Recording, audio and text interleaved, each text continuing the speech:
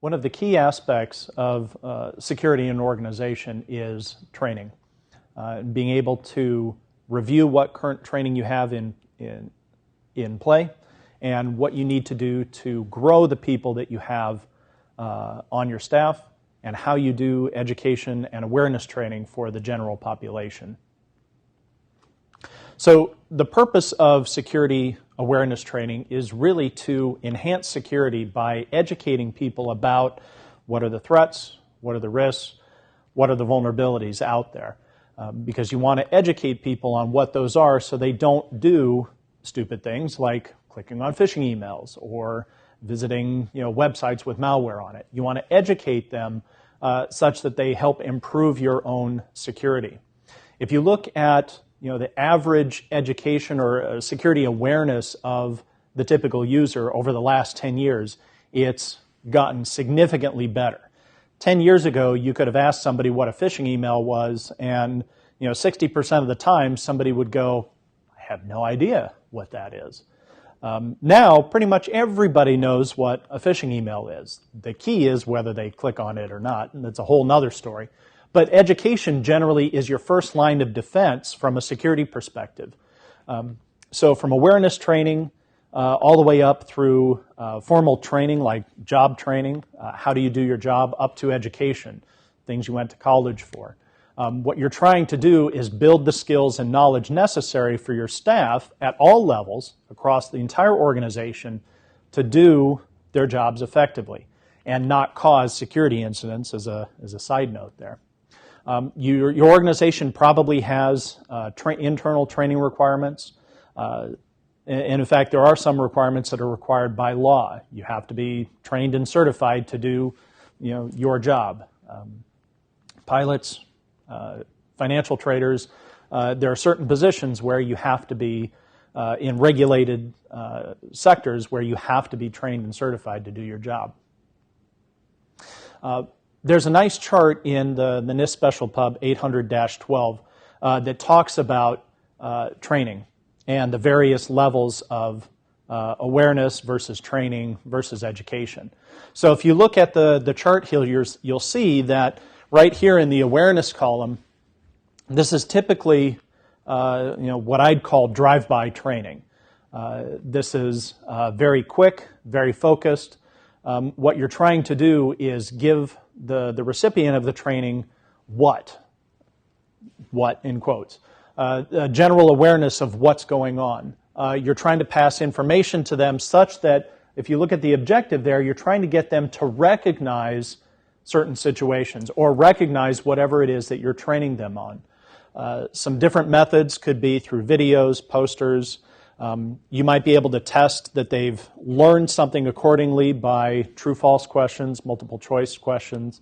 But just recognize that one of the limitations of awareness training is this impact time frame. It's short-term.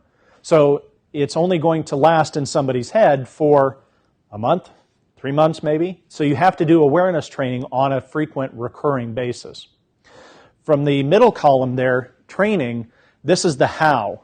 This is typically what you see when you go to SANS or Global Knowledge or something like that. We're getting trained on how to do a particular job or a particular skill. And so you find that training methods here might be somebody standing up in front of a room like this, but you've also got a computer in front of you that you can do the hands-on keyboard, the hands-on type of practice. And you'll find that this type of knowledge is good for maybe a year, 2 years before that knowledge becomes OBE or people just flush it and forget it. The last category up there, education, this is the why. All right, why are we doing something? So that's what this is really trying to impart is insight or understanding into whatever it is that you're trying to train. And so you'll typically see this in college-level courses, master's degrees, MBA programs, that sort of thing. The point there is to get across long-term awareness or long-term education, long-term impact from the training. There are two other additional NIST special pubs that you can take a look at. 800-50 talks about how to build an information security or information technology security program, awareness training as well. And then there's also 800-16, which talks about the requirements. So 800-50 is how to build the program. 800-16 is what goes into that particular program, the requirements for it. As you're going through contemplating, how do I develop a training program or an awareness program, there are 4 things that you need to do. And there are 4 steps that go into building this program for you. First is the program design. What is your point behind the training program? What do you hope to accomplish? So define the strategy first. Come up with why you're doing the training program to begin with. Then start looking at material. All right, now I'm going to go create my course material, determine what the scope of it might be, and actually build the content for it. Third step is implementation. This is where, after we've got the material built, I'm going to roll it out. I'm going to deliver it through online methods or whatever the case may be. But I'm actually going to implement the training program that I've got. And then program post-implementation, the last step is, how do I update the information, my content in the course? How do I know that my training program is being effective? For roles and responsibilities, you'll find that as you push a training program out through an organization, everybody has to be involved in it. Otherwise, you're going to run into gaps, you're going to run into issues with funding or resourcing. And so generally, all of these roles that you see on the screen here are necessary for a training program implementation. At the head of an agency or a CEO, they have to assign responsibility for the training program and make sure that it's implemented and it is effective. Now, they're going to delegate all of that to their chief information officer, their CISO, or the program manager. But again, at the top, there has to be a level of acceptance that says, we're going to do this because it's important to us. The chief information officer may decide to, or may figure out what the overall training strategy is, but they're also going to be the person responsible for assigning resources to make sure that you can do this training program. So people, money, equipment, they're the ones who are going to chop that over to the training program to make sure that the security program manager has what they need to do their job, which is develop and actually deliver the training that this program is supposed to cover. And then managers and users. You have managers who essentially identify training needs and make sure that their people are getting trained so that they can do their job appropriately. And then the users, of course, actually have to attend the training and do something with it and apply it as they are taught in the classroom or through whatever instruction medium they use.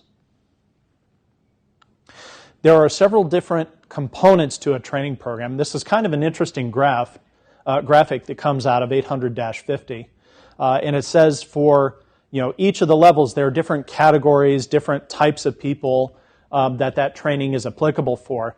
And so it says that awareness training down here might be applicable for all users. Well, generally that's true. Everybody needs security awareness training. Then there's training itself, which is applied to all users involved with IT systems. So now you've got this level of training that goes over security operations, incident response, help desk, those types of functions. And then you have education up there, which is functional roles and responsibilities relative to IT systems. So these are your managers, your chief information security officer, need that level of education in order to apply security concepts and make sure that each level below it is being able to do what it needs to do. Let's focus for a second on end user training. Because this is where a lot of organizations spend a lot of time and effort from a training perspective. Appropriate employee training can manage security risks. Now, there is a good saying in security that there is no patch for user stupidity, and I truly believe that. This is probably as close as you can get to that aspect. The idea that you're educating users on security concepts, why it's important to adhere to those security policies and procedures, what to do in case of an emergency, what to do in case of a data breach, let's say, what are my responsibilities as an end user for protecting personal identifiable information, and that sort of thing. And what you find is that awareness training from an end user perspective only lasts so long. Again, maybe 3 months. It's usually drive-by training. I sit and watch a video for 30 minutes, and now I'm expected to remember this for a whole year. Probably not effective. But if you do it every quarter, probably more effective. You have to be, get over the attention deficit level and make sure that people are, have security at the top of their mind. Role-based training, again, so contrast this to awareness training. This is, what do I need to do my job? As a system administrator, an IT help desk person, incident responder, or security manager, what do I need to do my job? And this training is much more in-depth than what you'd find at the security awareness level. Some of the things that you probably ought to consider doing as part of a awareness training, look for what users commonly do and see where they make mistakes from a security perspective. So weak passwords, clicking on phishing links, inappropriately handling data. These are the mistakes that you find users making all the time. And so that's what you can do to build an awareness training program, is take the mistakes that your users are making, build training, awareness training on that, and push that out to your audience. It should also include threat awareness. So in addition to all the mistakes that users are making, put in there the realm of the possible. What can I get hit with as a company that's going to come through users as the vectors, right? The user is probably the first line of defense for an organization from a security perspective, because that's the weak link. The attackers out there know that, and they're going to try to take advantage of that. So if you put into your awareness training information about threats, what is currently going on out there in terms of phishing, loaded websites with malware on it, social engineering techniques, educate the user on the realm of the possible so that when they see it, they know that something's wrong here and I'm not going to allow it to happen. Professional development. So this is we transition a little bit from security awareness into which focuses on things I need to do my job and make my organization a more secure place, to professional development, which is how do I, as an individual in the company, grow? So what you'll see is that everybody needs professional development. It doesn't matter what level you are at within an organization. The point behind professional development is to define career paths and get people to grow from beginner all the way up to advanced, or grow into different areas. And so you're professionalizing what they're able to do in their current role. And what you'll see here from a professional development standpoint, a lot of this might be on-the-job training in different areas, might be academic study. But again, professional development is about reaching beyond what you do on your day-to-day basis and do some different things. So you'll see companies implement rotation programs where, for a 3-year program, each year you're in a different organization or a different part of your organization. And so that gives you the kind of the breadth of, what other areas are there in the organization? What else could I do? And the reason people do this is, one, it's important to stimulate career growth, but you might find that as part of this program, somebody in one job realizes they don't like doing that, but they did an internship or a 1-year rotation at somewhere else. They really like doing that. And so you see productivity gains from doing professional development in large organizations like that. As part of building your training program, it is absolutely imperative that you have stakeholder awareness on the program.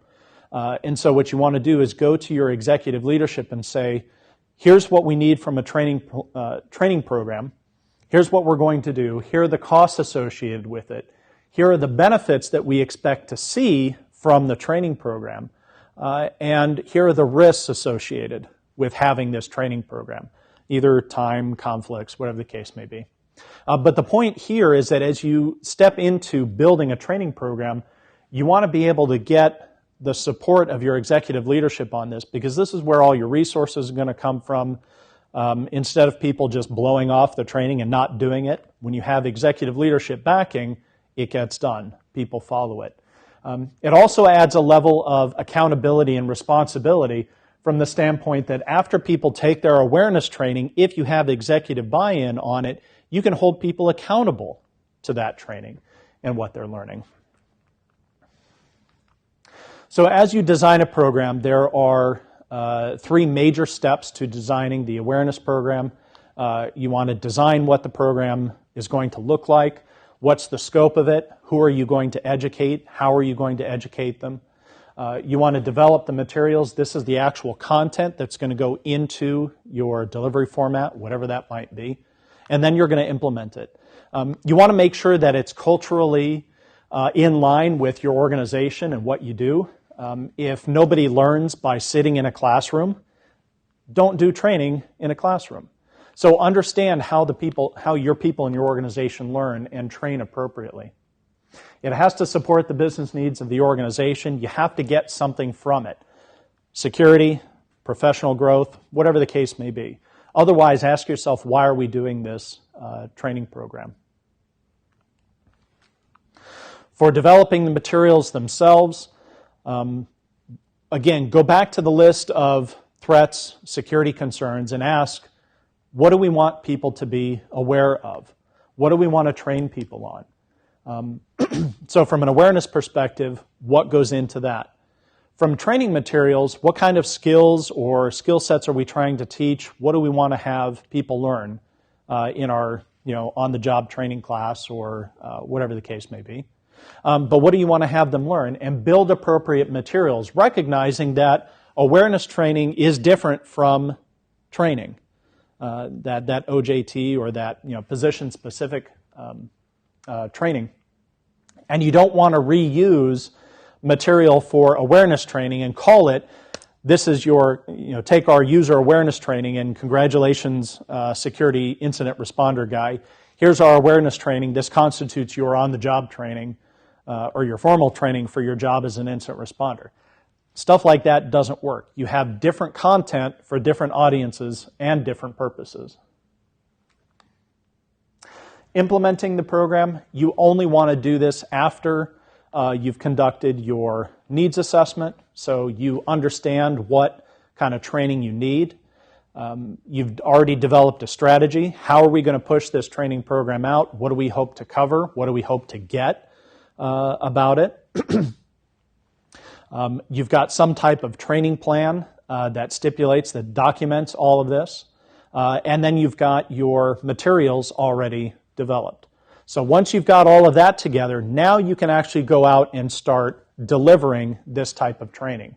And you might want to consider things like, well, what do we expect to get out of this as we go through this? Do I have the funding? Do I have the resources available to actually implement this training program? And then start thinking about measures of effectiveness. How do I know my training program is working?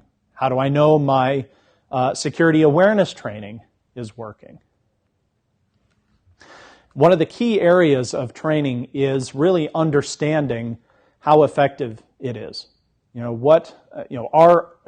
the security awareness training that I'm doing being absorbed by our users? So look at your training program and start coming up with metrics about how effective your program might be. And you could look at simple metrics like number of social engineering incidents. All right, I had, last month I had 6 phishing emails come in, and out of those 6, 4 people clicked on the link. How effective is my awareness program around phishing emails? Probably not very effective. But look at unauthorized systems, access to unauthorized systems. Number of policy violations is a good one to use as well. And from this set of metrics that you're designing, you can come up with and be able to plot a trend analysis on, look, we're finding that this awareness program is not doing well. We're finding that users in, say, just arbitrarily pick human relations really don't get it. And they're the constant source of policy violations. I've seen organizations where if you have a policy violation on the first time, your supervisor talks to you. The third time you get some type of written letter or notice or something that you have to sign that says, I messed up and I won't do it again. The third time your internet access is cut off. Well, what that means is you can do your job with the file server and everything else you have locally, you just can't get out to the internet. That's a big motivator for people to absorb this training and actually do it. So post-implementation, again, you want to monitor compliance with the program and see how effective it is. You want to gather feedback from the courses that you're offering, questionnaires, focus groups, whatever the case may be. You want to see, how effective your training is and how it could be improved. You might find that, again, the classroom venue is not appropriate for a lot of people to learn in. And so you might try online training. You might try one-on-one training and those sorts of things. You want to be able to rapidly update your training as technologies or new threats come out. And essentially what you're doing is raising the bar for individuals to progress and get better with you.